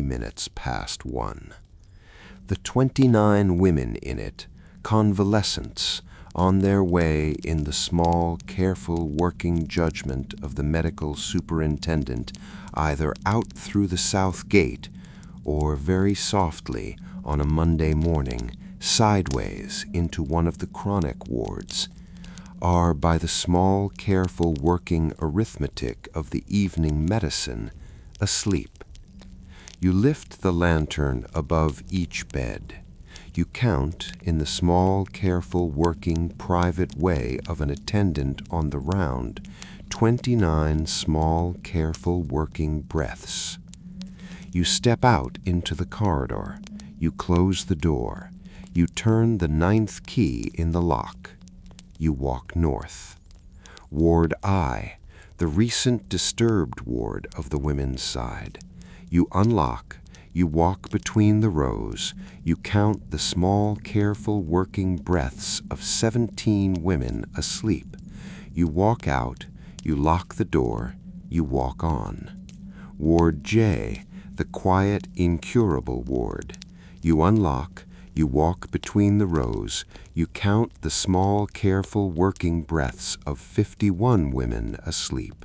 You walk out, you lock the door, you walk on. Ward K, the disturbed, incurable ward, at the far north end of the corridor, the last working ward of the women's side before the morgue. You unlock, you walk between the rows, you count the small, careful working breaths of 29 women asleep. You walk out, you lock the door, you walk on. The clock tower at the gate strikes 2. You have, in the small, careful working arithmetic of an attendant on the round, completed the first 2 o'clock round of the working night. There are 5 more. You begin the walk south. You walk past Ward K. You walk past Ward J. You walk past Ward I. You walk past Ward H. You walk past the alcove of the 2 o'clock round, in which you will, in 11 minutes, sign the second round of the night. You walk past Ward G, in which Mrs. Selwyn, by the small, careful working arithmetic of the 30 grains, is now asleep with her face to the wall. You walk past Ward F, in which the woman in bed 7 is, on her right side, by the south wall, asleep with her face to the wall.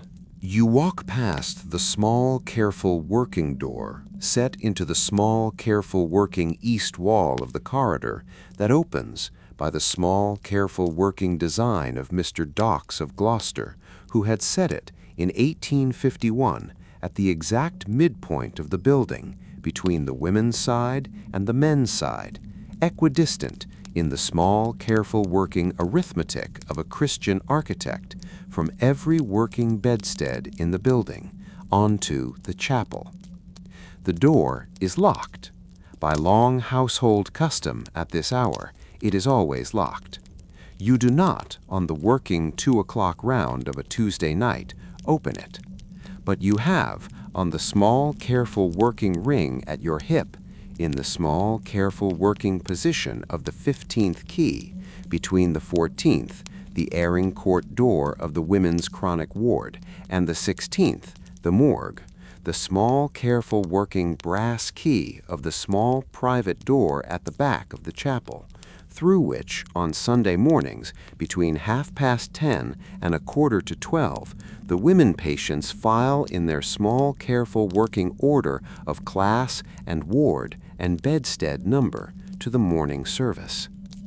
You have, in 3 years on the women's side, walked the women through the small, careful working door on approximately 156 Sunday mornings. The chaplain of Colney Hatch in the small, careful autumn of 1881 is the Reverend Mr. Penrose. The Reverend Mr. Penrose is 51.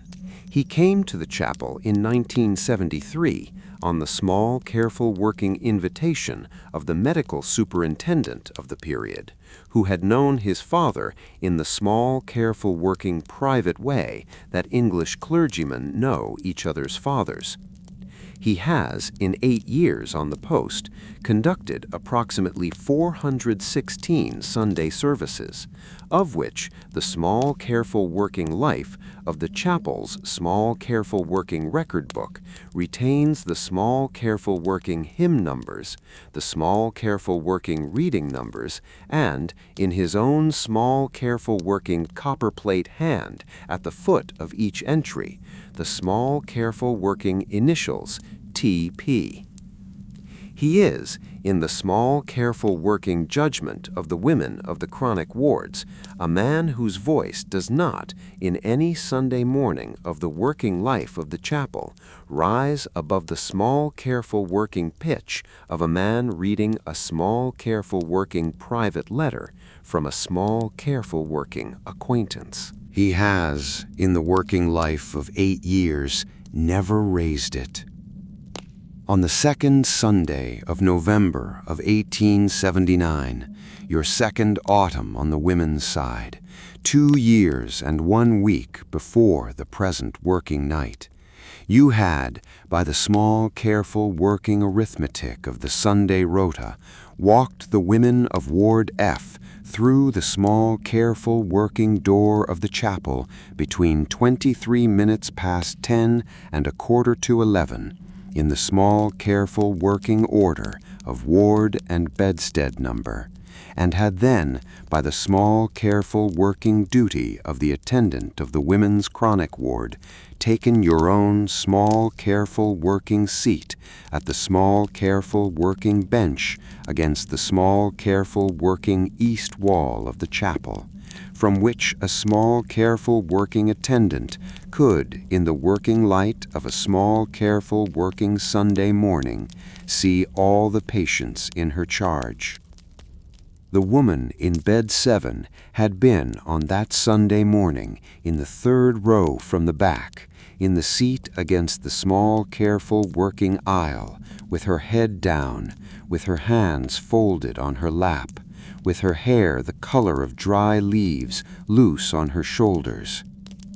She had not, in the small, careful working hour of the service, raised her head. After the service, in the small, careful working courtesy of a Sunday morning, the Reverend Mr. Penrose had walked, very softly, down the small, careful working aisle of the chapel, in the small, careful working private way of a chaplain of 1879, and had stopped, very briefly, at the small, careful working bench against the east wall on which you had been sitting.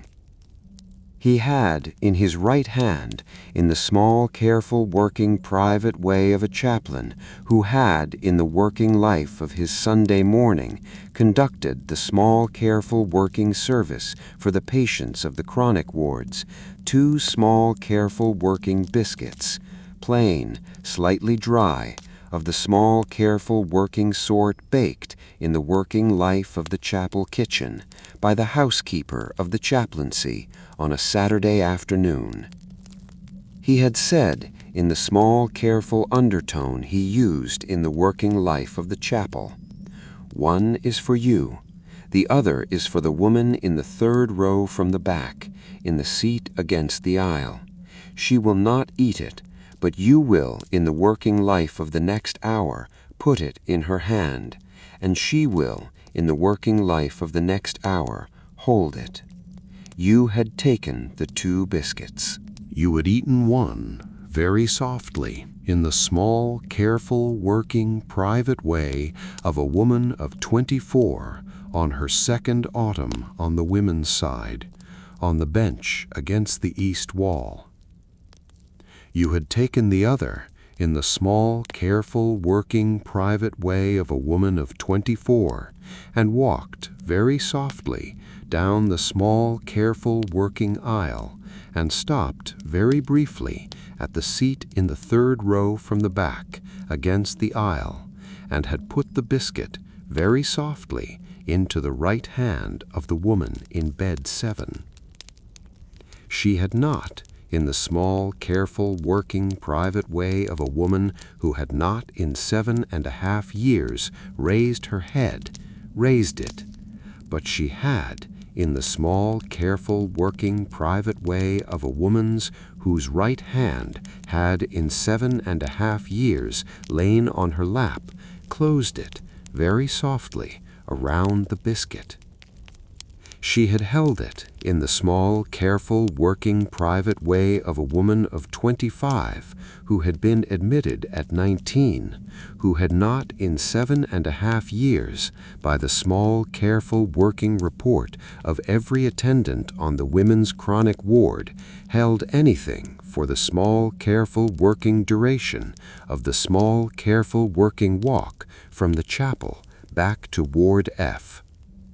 She had, at the door of Ward F, in the small, careful, working, private way of a woman who had not in 7.5 years lifted her right hand from her lap of her own accord, lifted it very slightly, and set the biscuit very softly on the small, careful, working table by the bed nearest the door.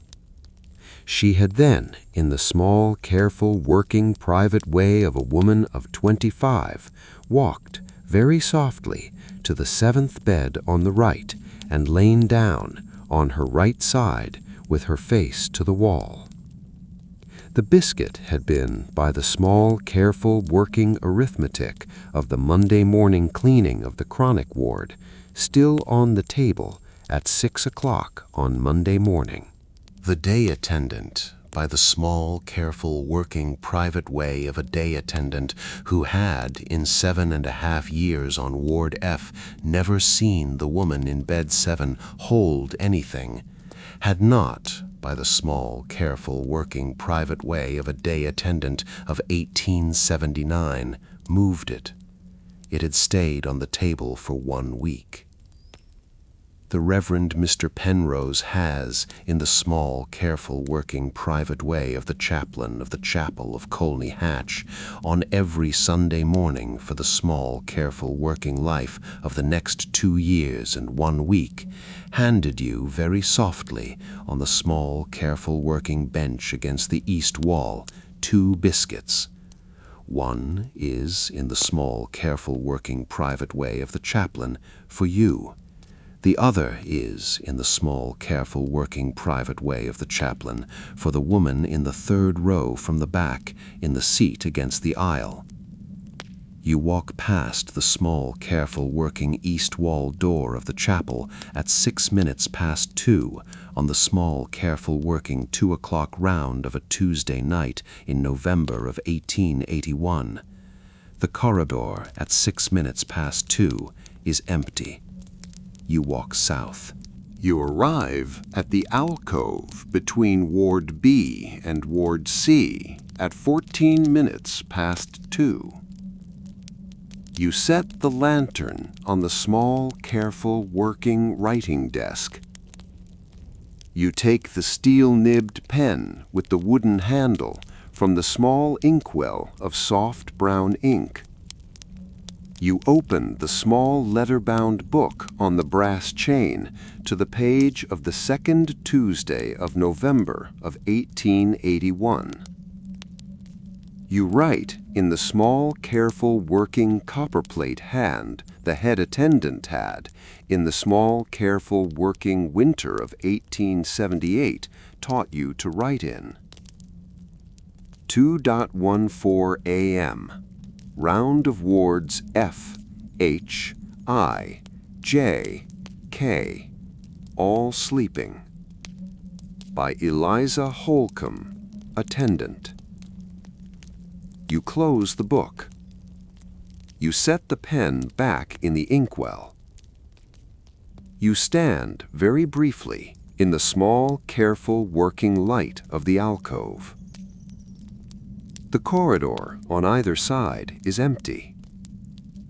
The small, careful night by the small, careful arithmetic of the 2nd Tuesday of November of 1881 has begun to enter the small, careful, working hours before dawn.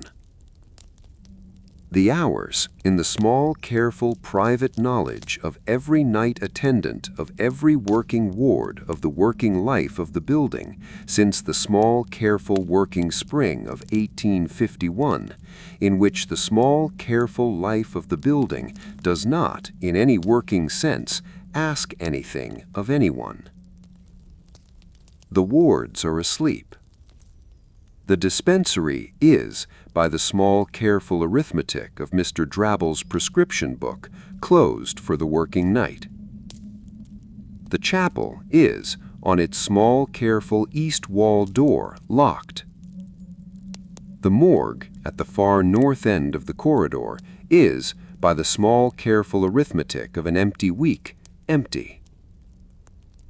You have on the ring at your hip 23 keys. 20 of them, in the working life of the night, you will use. 3 of them, in the working life of the night, you will not. You have, in the working life of 3 years, not used them.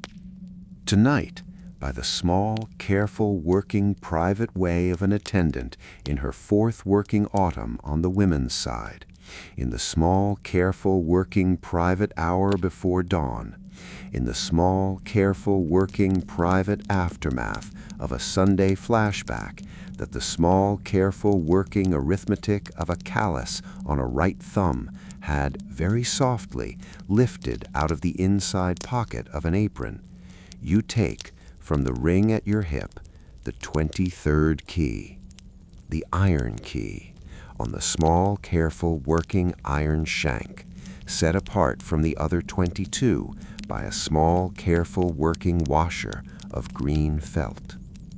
You set the lantern on the writing desk. You leave the wooden tray.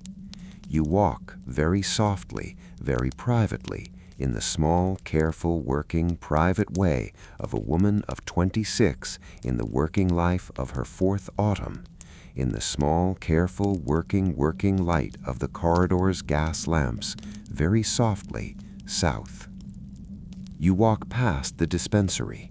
You walk past the small, careful, working east wall door of the chapel, through which on Sunday mornings the women of the chronic wards file in the order of class and ward and bedstead, and through which on a Sunday morning 2 years and 1 week ago you had walked the woman in bed 7. You walk past the small, careful, working west wall door of the central administrative block. You arrive at 20 minutes past 2 at the small, careful, working narrow stairwell that runs up the inside of the chapel's south wall between the chapel and the medical superintendent's residence to the small, careful 2nd floor of the central administrative block. The stairs, by the small, careful working design of 1851, are narrow. They are made of varnished pine. They creak. They have, on every step, in the small, careful working life of 30 years, settled into the small, careful working private creak that any wooden stair, in the small, careful working private working life of any English public building, settles into. You climb them. At the top of the stairs is a small, careful working door. The door is the color of the dispensary door, dark green, in 30 years become the color of bottle glass. The keyhole takes the iron key. You slide it in. You turn it twice. The door opens very softly on its small, careful hinge onto a small, careful working room. The room is perhaps 15 feet by 20. It has a single, small, careful working window set into the east wall that looks out in the small, careful working geography of the central administrative block on the chapel's small, careful working east-facing roof. The window is, on this present working night, dark. The room is unlit. You take from the small, careful hook on the back of the door a small, careful working candle in a small, careful working brass holder, set there by the small, careful private arrangement of the head attendants of the building since the spring of 1851, for the small, careful private use of any attendant who in any working night of her working life came up the stairs, and lighted from the lantern in your left hand. The room, in the small, careful light of the candle, is the small, careful working room of the building's small, careful working private papers. There are, against 3 walls, in the small, careful working order of Miss Honoria Pembury of 1851, ranks of small, careful working dark wooden filing cabinets, with brass handles, with brass card holders set into the center of each drawer, on which, in the small, careful working hand of the head attendant of each working decade, are written in soft brown ink the small, careful working years: 1851 to 1855, 1856 to 1860, 1861 to 1865, 1866 to 1870. You walk very softly to the cabinet of 1866 to 1870. You set the candle on a small, careful working shelf. You open the 3rd drawer. The 3rd drawer of the cabinet of 1866 to 1870, by the small, careful working order of every cabinet in the room since the small, careful working spring of 1851, contains the small, careful working papers of the patients admitted to the building in the working autumns of those years, sorted by long household custom by the small, careful working name of the parish of origin. You take from the small, careful working order of the drawer the small, careful working folder of the parish of St. Pancras. The folder is brown. It is tied very softly with a small, careful working length of red cotton ribbon. You untie it. The folder contains, in the small, careful working order of the working life of a parish in London in the autumn of 1867, 14 sets of papers, the small, careful working certificates of 2 doctors apiece, the small, careful working orders of reception of the magistrate at the Marylebone Police Court, and in the small, careful working private way of an English county asylum since the working life of 1845, the small, careful working envelopes of any small, careful working written matter that the small, careful working patient in the working life of his commitment had brought with him into the building. You take from the folder the small, careful working envelope of an Edmund Carradine of Charlton Street, St. Pancras, committed on the 11th of September of 1867. The envelope is, by the small, careful working private way of an envelope, tied with red ribbon and kept in a drawer for 14 years, slightly creased. You open it.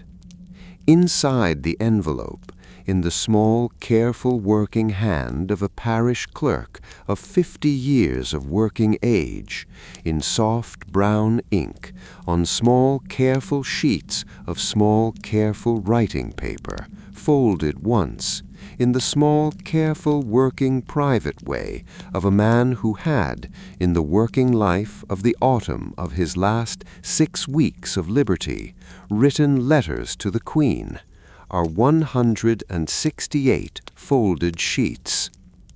They are, by the small, careful working count of an attendant on a Tuesday night in November of 1881, at 14 years to the working day after the last of them was written, the letters that had been on the small, careful working writing desk of the front parlor of a small, careful working house in Charlton Street on the morning of Wednesday the 11th of September of 1867, when the relieving officer's cart had arrived.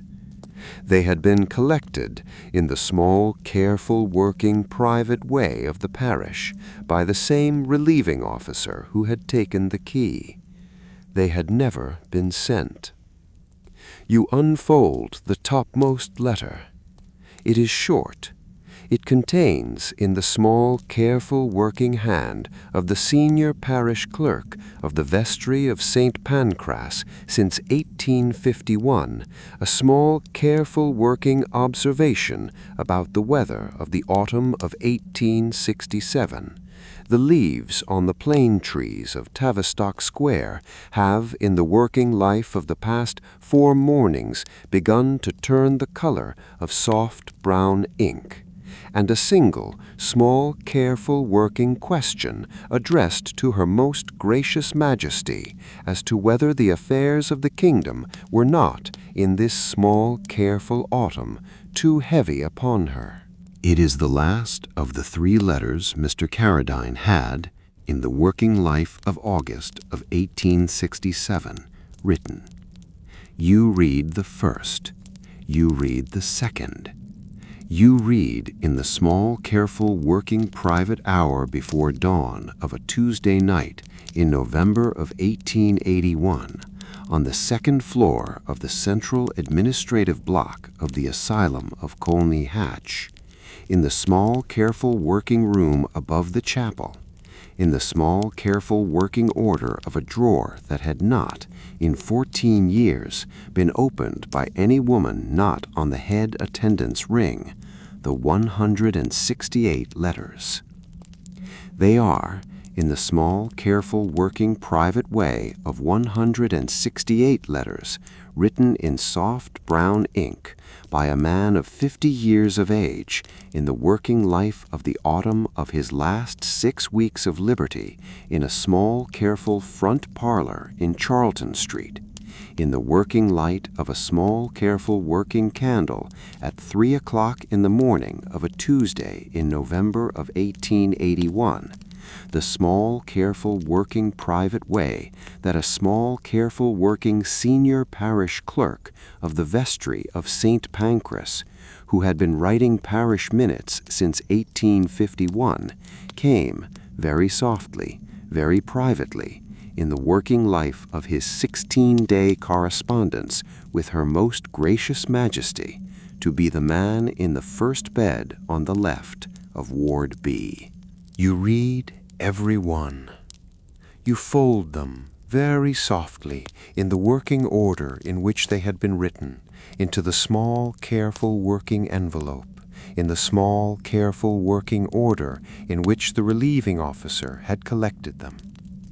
You tie the small, careful working folder very softly with the small, careful working length of red cotton ribbon. You close the 3rd drawer of the cabinet of 1866 to 1870. You blow out the candle. You walk very softly down the small, careful working narrow stairs. You arrive at the corridor at 13 minutes to 3. From today's view, what is in the 3rd drawer of the cabinet of 1866 to 1870 is 168 folded letters that were never sent.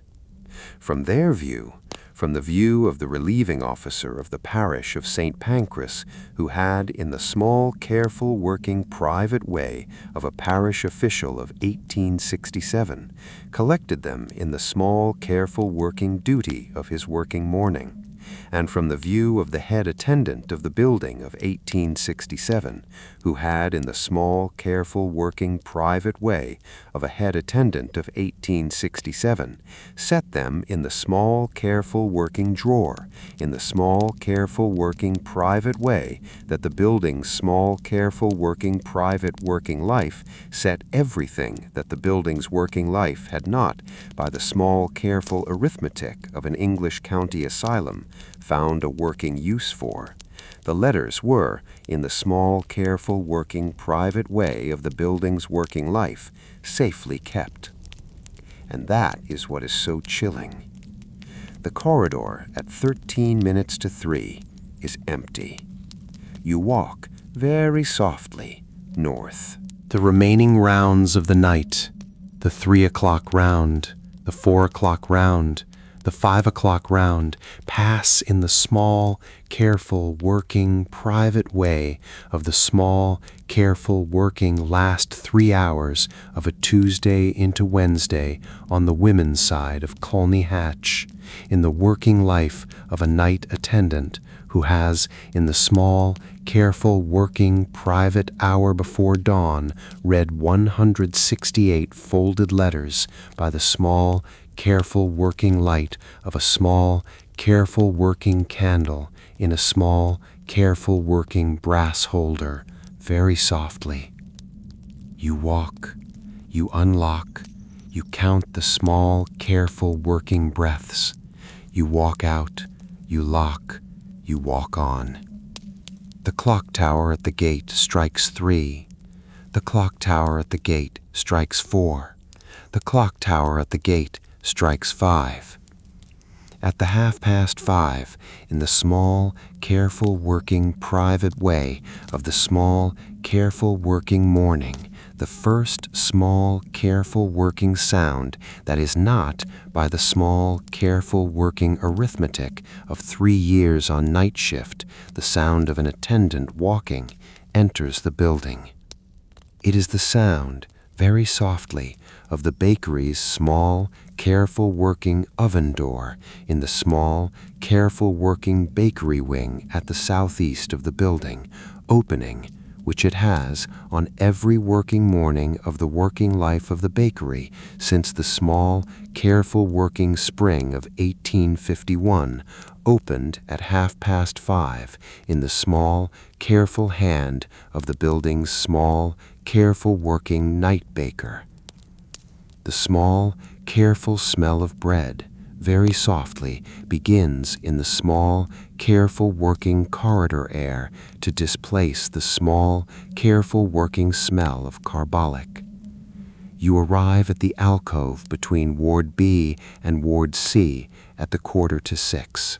You sign in the small, careful working copper plate of a head attendant of 1878, the last round of the working night.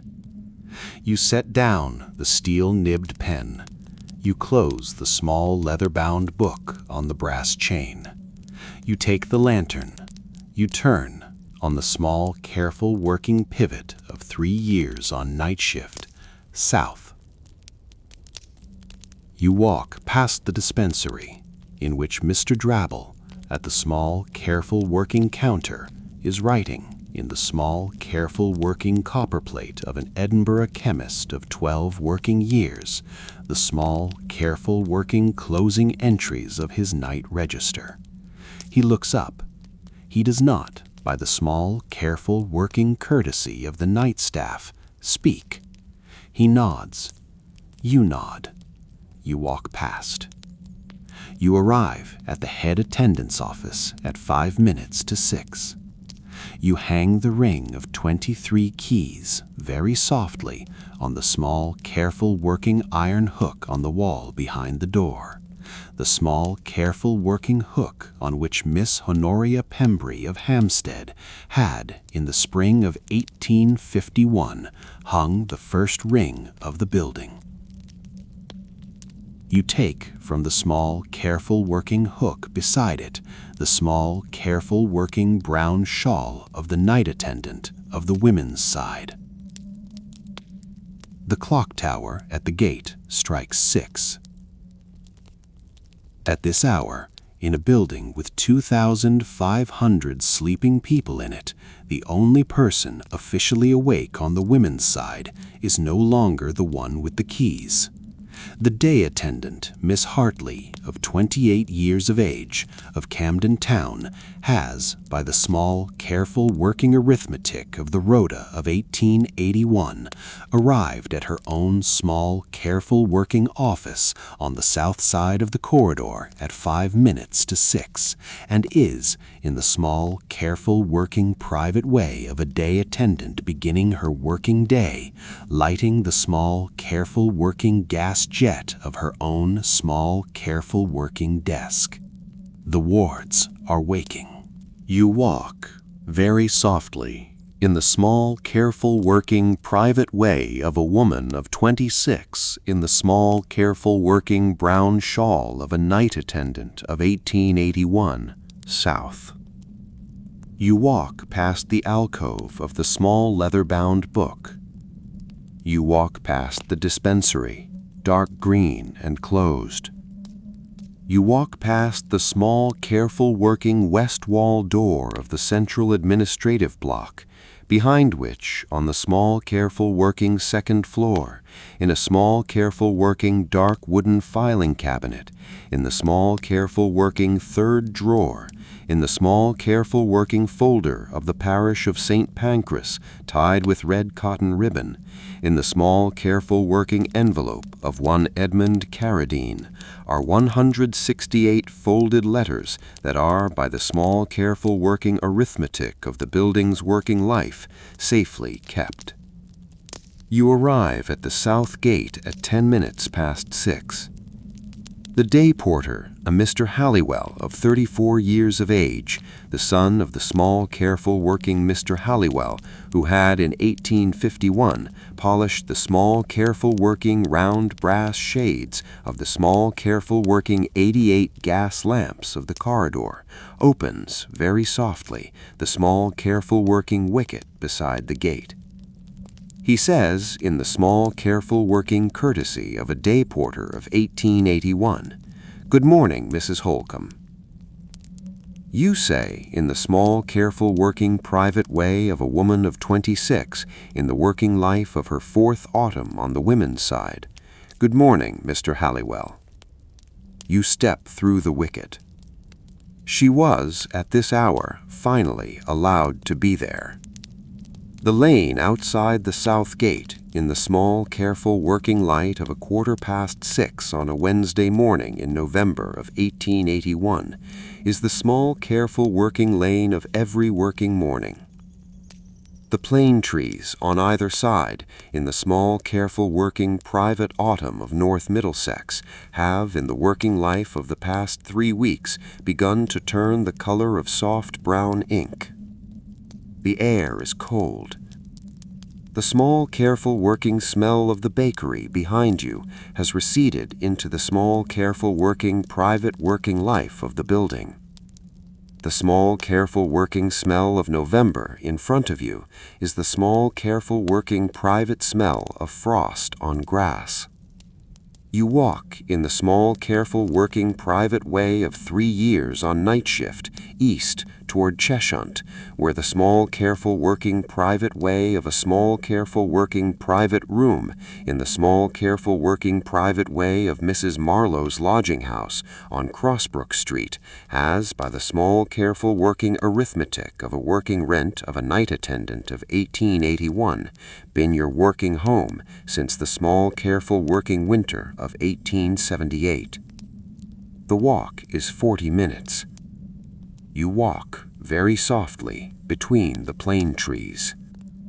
The clock tower at the gate, very faintly behind you, in the small, careful working private way of a clock tower at 6:15 of a Wednesday morning in November of 1881, strikes the quarter. You walk on. The building you have, in the small, careful, working private way of a Tuesday night in 1881, walked the length of, was the Asylum of Colney Hatch, the second Middlesex County Lunatic Asylum of New South Gate, North London, built in 1851 by an architect named Mr. Samuel Whitfield Dawkes of Gloucester, on a small, careful, working principle that the small, careful, working Christian duty of an enlightened state toward its insane could, by the small, careful, working arithmetic of yellow London brick and dark red and black tile, be precisely arranged. It stood on a small, careful, working hill above the lane to Cheshunt for 142 years. It closed in the small, careful winter of 1993. The wards were emptied, very softly, in the working life of the previous 3 years into the small, careful working care of the small, careful working private community-based services of the small, careful working English public health policy of the working life of the late 20th century. The patients went, in the working life of those 3 years, into smaller houses, into the working life of small, careful working day centers, into the working light of the working life of the lane outside the south gate. The third drawer of the cabinet of 1866 to 1870 in the small, careful room above the chapel was, by the small, careful working arithmetic of an English county asylum closing in 1993, opened. The folder of the parish of St. Pancras was lifted very softly from the small, careful working order in which it had been kept since the small, careful working spring of 1868. The red cotton ribbon was untied. The envelope of one Edmund Carradine of Charlton Street, St. Pancras, committed on the 11th of September of 1867, was lifted in the small, careful working private way of an archivist of 1993 into a small, careful working acid-free folder. The 168 folded letters were, by the small, careful working arithmetic of the closure of the asylum, transferred to the London Metropolitan Archives on Northampton Road in the parish of Clerkenwell, EC10HB. They are, in the small, careful working private way of November of 2026, still there. The chapel still stands. It is, in the small, careful working life of New Southgate in 2026, a community hall. The central administrative block, by the small, careful working private working arithmetic of an English property developer of the late 1990s, was, in the working life of 1999, converted into residential flats. The corridor, the small, careful third of an English mile, is, by the small, careful working arithmetic of those flats, no longer a corridor. But the room above the chapel is, in the small, careful working private working life of the residents of those flats, still there. And the small, careful iron hook on the back of the door, on which Miss Honoria Pembury of Hampstead had, in the small, careful spring of 1851, hung the small, careful working candle in the small, careful working brass holder for the small, careful private use of the small, careful working night attendants of the working life of the building, is, in November of 2026, still there. If you have, in the working life of the past 2 hours, enjoyed walking the corridor with us, a small, careful like helps the small, careful working algorithm. And if you have, in the small, careful working private way of a working listener, found the small, careful working private way of this small, careful working channel useful, the small, careful working subscribe button is, in the small, careful working private way of the working night, very kind. Drop a comment too. Where are you watching from, and what time is it there? I love seeing who's up late around the world. Now, dim the small, careful lamp. The wards, in the small, careful private way of the small, careful working night, are asleep. The keys are, on the small, careful iron hook of Miss Pembury of 1851, hung. The door of Ward F, by long household custom, no longer creaks. The clock tower at the gate, in the small, careful working private way of the small, careful working morning of a Wednesday in November of 1881, has, very softly, struck the 6:15. The small, careful corridor at the 6:15 is empty. Good night.